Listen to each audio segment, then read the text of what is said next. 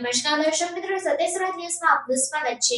કચ્છના મુખ્ય મથકની જીકે જનરલ હોસ્પિટલ ખાતે આતંકવાદી હુમલા સમયે બચાવ કામગીરી માટે ચેતક કમાન્ડો ફોર્સ દ્વારા મોક ડ્રીલનું આયોજન કરવામાં આવ્યું. જીકે જનરલ હોસ્પિટલ ભુજમાં આતંકવાદી હુમલો, 4 આતંકવાદીઓ ઠાર, 5 બંધકોને સહી સલામત મુક્ત કરાવાયા. આતંકવાદી હુમલાની જાણ થતાં જ ચેતક કમાન્ડો ફોર્સ, પોલીસ કાફલો, મરીન ટાસ્ક ફોર્સ સહિતની એજન્સીઓએ ઘટના સ્થળે પહોંચી હુમલાને નિષ્ફળ બનાવ્યો. હુમલામાં ઘાયલ 15 નાગરિકો, 2 એસઓજી જવાન તથા 1 સિક્યુરિટી ગાર્ડને સારવાર અર્થે અન્ય હોસ્પિટલ ખસેડાયા. સર્ચ ઓપરેશનમાં લાઈવ રાઉન્ડ ગ્રેનેડ શોધી નિષ્ક્રિય કરાયા. આતંકવાદી હુમલા સમયે સુરક્ષા એજન્સીઓ, હોસ્પિટલ તથા જિલ્લા વહીવટીતંત્ર સાથે સુચારુ સંકલનથી સુરક્ષા બચાવની કામગીરી માટે ચેતક કમાન્ડો ફોર્સ દ્વારા મોક ડ્રીલનું આયોજન કરવામાં આવ્યું.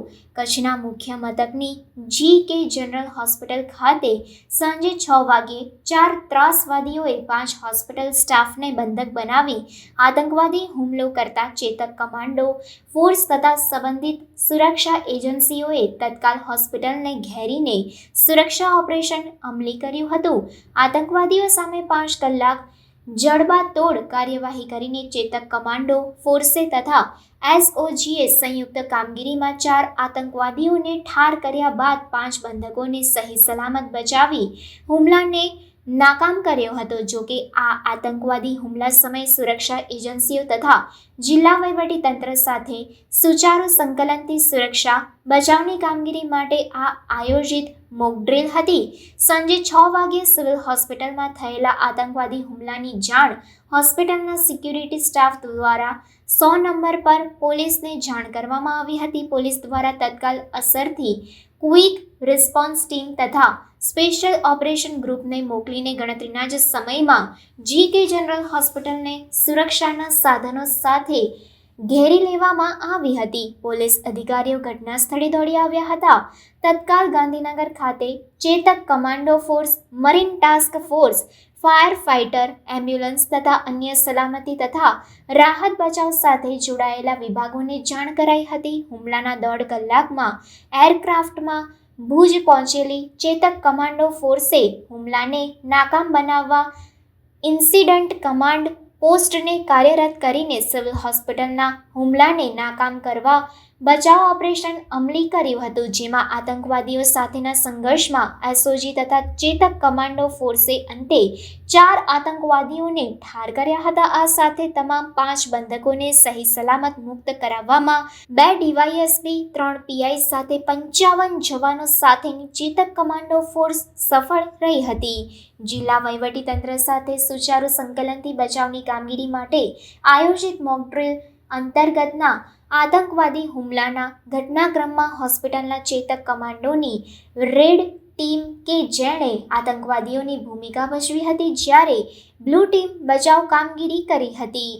પ્રથમ ઓપીડીથી દાખલ થયેલા રેડ ટીમ હેઠળ 4 આતંકવાદીઓએ હોસ્પિટલના ડોક્ટર તથા નર્સિંગ સ્ટાફના 5 સ્ટાફને બંધક બનાવ્યા હતા. આતંકવાદીઓએ બંધકોના ફોન પરથી પોલીસ કંટ્રોલ રૂમ મારફતે વહીવટીતંત્રના ઉચ્ચ અધિકારીઓ સાથે વાત કરીને તત્કાલ ₹200 કરોડ કેશ, પલાયન થવા હેલિકોપ્ટર તથા તાજેતરમાં એટીએસે પકડેલા અને સાબરમતી જેલમાં બંધક 3 આતંકવાદીઓને મુક્ત કરવા સહિતની માંગણી કરી હતી. અધિકારીઓ દ્વારા આતંકવાદીઓ પાસે સમય આપવાની માંગણી સાથે ફોનથી સતત સંપર્ક જાળવી રાખી તેઓનો વિશ્વાસ સંપાદન કર્યો હતો. આ દરમિયાન સિવિલ હોસ્પિટલ પહોંચેલી એસઓજીએ 4 આતંકવાદીઓ પૈકી 1ને ઠાર કર્યો હતો.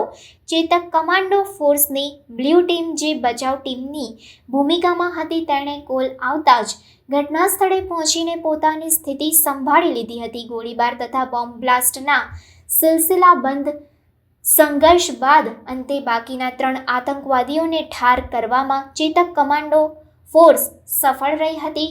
4 મૃતક આતંકવાદીઓની બોડી પોલીસને સોંપવામાં આવી હતી. આ હુમલામાં ઘાયલ થયેલા 15 નાગરિકો, 2 એસઓજીના જવાન તથા 1 સિક્યુરિટી ગાર્ડને એમ્બ્યુલન્સ મારફતે અન્ય સલામત હોસ્પિટલે ખસેડવામાં આવ્યા હતા. બીજી તરફ આતંકવાદીઓ જ્યાં છુપાયા હતા તે તમામ એરિયામાં બોમ્બ ડિટેક્શન એન્ડ ડિસ્પોઝેબલ સ્ક્વોડે સર્ચ ઓપરેશન હાથ ધરીને આતંકવાદીઓ દ્વારા છુપાવેલા 150 લાઈવ રાઉન્ડ, 4 ગ્રેનેડ તથા 3 AK-47ને શોધી કાઢી નિષ્ક્રિય કરી હતી. આ આતંકવાદી હુમલાની મોકડ્રીલ હેઠળ તમામ સુરક્ષા એજન્સીઓ, પોલીસ વિભાગ, હોસ્પિટલ સિક્યુરિટી, સારવાર વ્યવસ્થાપન તથા વહીવટી તંત્રની પૂર્વ તૈયારીઓનો વાસ્તવિક અભ્યાસ કરવામાં આવ્યો હતો. ઉલ્લેખનીય છે કે આ મોકડ્રીલ ચેતક કમાન્ડો ફોર્સ દ્વારા સ્થાનિક પોલીસ તથા જિલ્લા વહીવટી તંત્રના સંકલનમાં રહીને યોજવામાં આવી હતી. આ મોકડ્રીલનો હેતુ આતંકવાદી હુમલા સમયે ઘાયલોને સારવાર, મદદ અને રાહત બચાવવાના પગલાઓ ઝડપથી લઈ શકાય અને જાનહાનિને ટાળી શકાય તેમજ હુમલાના સમયે જિલ્લા વહીવટી તંત્રના લાઇન ડિપાર્ટમેન્ટના અધિકારીઓ એકબીજાની સાથે સરળતાથી કોમ્યુનિકેશન કરી રાહત બચાવની કામગીરી ઝડપથી કરી શકે તે હતો. સમગ્ર મોકડ્રીલ ચેતક કમાન્ડો ફોર્સના કમાન્ડર DYSP BK ગુંદાણી, DV ગોહિલની આગેવાનીમાં કરવામાં આવી હતી. આ મોકડ્રીલ દરમિયાન ઉપસ્થિત DYSP A ઝનકાદ, DYSP રવિરાજસિંહ જાડેજાએ આકસ્મિક પરિસ્થિતિમાં લેવામાં આવેલા નિર્ણયોને બિરદાવીને મોકડ્રીલમાં ભાગ લેનાર ચેતક કમાન્ડો ફોર્સ, તમામ સુરક્ષા એજન્સીઓ, hospital staff, fire fighter, ambulance સહિતની સમગ્ર ટીમને અભિનંદન આપ્યા હતા તથા મોકડ્રીલને સફળ ગણાવી સરકારની અદ્યતન માર્ગદર્શિકા પ્રમાણે કામ કરવા અનુરોધ કર્યો હતો. મોકડ્રીલ દરમિયાન DYSP Parth Chovatiya, SOG PI Vinod Bhola, marine task ફોર્સના PI RD ઝાલા સહિત અધિકારીઓ તેની ટીમ સાથે જોડાયા હતા. સમાચારોની ઝડપી અપડેટ માટે હમણાં જ સત્ય સ્વરાજ ન્યૂઝ ચેનલને લાઇક, શેર અને સબસ્ક્રાઇબ કરો.